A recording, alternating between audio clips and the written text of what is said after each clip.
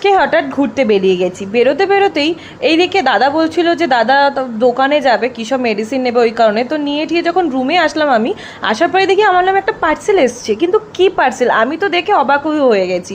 সবাইকে ফোন করলাম, কারণ কারো নাম লেখা ছিল না। আমি ভাবলাম কে দিল, কেন দিল, তারপরে শুনি আমার বান্ধবী নাকি আমার বার্থডের জন্য গিফট পাঠিয়েছে। তো গিফটটা দেখে তো বুঝেই গেছি কি এসছে। এটা ওয়াচ এসছে। ওয়াচটা সত্যি আমার তো খুব পছন্দ হয়েছিল, খুবই ভালো লেগেছে।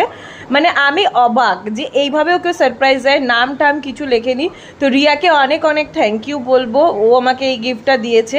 আমার খুব ভালো লেগেছে, রিয়া খুব পছন্দ হয়েছে। আমি অবশ্যই এই জিনিসটা পরবো। আর অনেক অনেক অনেক থ্যাংক ইউ। আমি ভাবিনি যে তুই এইভাবে আমাকে সারপ্রাইজ দিবি।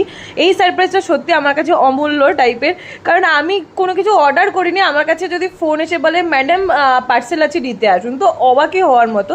তারপরে নাম লেখা ছিল না, তো আরও অবাক হচ্ছিলাম। তো যাই হোক, খুব পছন্দ হয়েছে। ঘড়িটা তোমরা দেখে নাও।